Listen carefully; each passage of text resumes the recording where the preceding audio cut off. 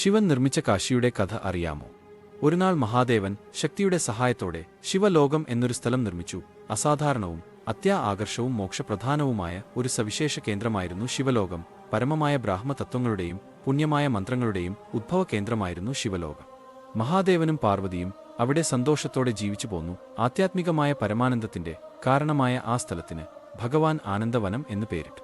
സൃഷ്ടിയുടെ ആദ്യഘട്ടത്തിൽ ഈ സ്ഥലത്ത് ശിവൻ തന്റെ ശ്വാസമാർഗത്തിലൂടെ വിഷ്ണു ഭഗവാന് ദേവതത്വം ഉപദേശിച്ചു കൊടുത്തു. ശേഷം കുറെ കാലം ശിവൻ ശക്തിയോടുകൂടി അന്തർധ്യാനം ചെയ്തു. അനേക കാലം കഴിഞ്ഞ് ബ്രഹ്മാവ് 50 കോടി യോജന വീതിയുള്ള 14 ലോകങ്ങൾ സൃഷ്ടിച്ചു.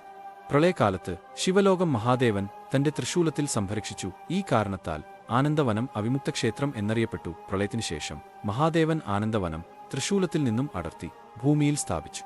ഈ ശിവലോകമാണ് പിൽക്കാലത്ത് കാശി എന്ന പേരിൽ പ്രസിദ്ധമായത്.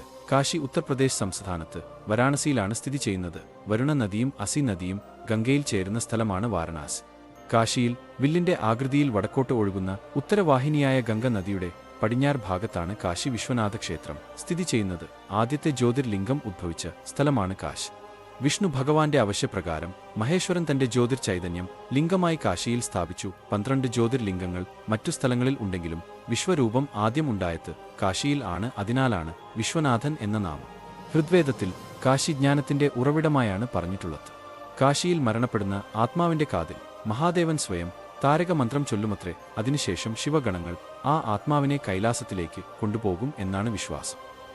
ജ്യോതിർലിംഗം ഉദ്ഭവിച്ച സമയത്ത് മഹാദേവൻ മഹാവിഷ്ണുവിനോട് തന്റെ ചൈതന്യം ഈ സൃഷ്ടിയുടെ അവസാനം വരെ കാശിയിൽ ഉണ്ടാകും എന്ന് പറഞ്ഞു. അത് തെളിയിക്കുന്നതിന് കാശിയിൽ ഒരുപാട് അത്ഭുതങ്ങൾ ഉണ്ട്. ഇവിടെ ഗരുഡൻ പറക്കുകയില്ല, പല്ലി ഒച്ച ഉണ്ടാക്കുകയില്ല, പ്രതിദിനം ഒരുപാട് ശവസംസ്കാരം നടന്നിട്ടും ദുർഗന്ധം ഉണ്ടാവുകയില്ല.